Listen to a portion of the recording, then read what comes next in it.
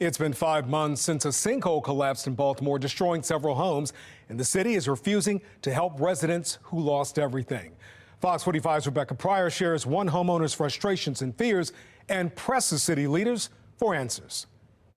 It's just not right. Since the day Quentin Bell, his wife, and 2 children lost everything. It seemed like every day get worse, every month it get worse, every hour just get worse. This was the long-awaited letter he'd been counting on to rebuild his home, his family life, and ultimately his faith in city leadership.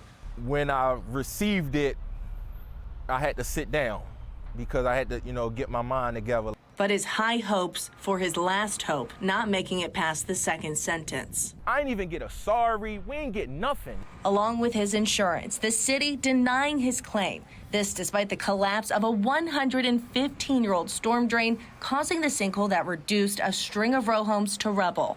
The refusal for reimbursement coming straight from the office of Mayor Brandon Scott. The city's lawyer writing, quote, before a local government is required to pay a citizen for a loss, the claimant must first show that the city had notice of the defect, which caused the loss, and a reasonable opportunity to correct the defect. How do I know that there's a pipe running underneath the properties? I don't know that. So if I had x-ray vision or see through the ground or could see the future, possibly, yeah, I could have let you know, but that's just unbelievable.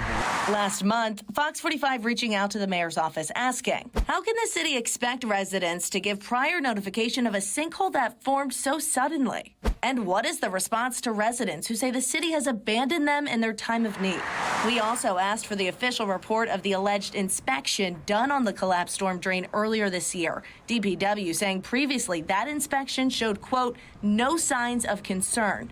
2 weeks and 4 follow-up emails later, still no answers. You just took a whole block that was, people was living in, and it's just gone. Like, that's just crazy. And you don't care? Making matters worse, Bell says he's still paying his mortgage on a home that no longer exists. And while all families affected plan to collectively appeal the city's decision in court, it's a lengthy and pricey process that comes with little to no guarantees. However, the court of public opinion, I'd be upset. I think it's wrong. I think it's very unjust. Needs no time for a verdict to be reached. How could they give notice if they're unaware of something that's happening under the ground? I think that he should step in and do something to help those people because they're not responsible. They need help. They desperately need help.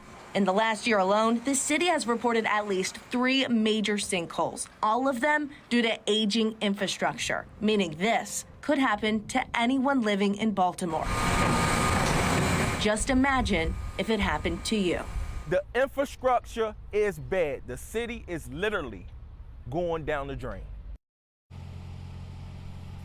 And we're live outside the sinkhole tonight. As you can see, 5 months of cleanup and construction. The city is clearly nowhere near being done with this project. Now, back to Bell. His lawyer says that if this does go to court, it could be months, if not years, before they reach a decision or if they get any answers here. It's time that Bell says he does not have to spare. And since this happened to him, since he lost his home, he's been staying with friends, he's been staying with family, and if he didn't have that, he said he'd be homeless. Reporting live in Baltimore, Rebecca Pryor, Fox 45 News.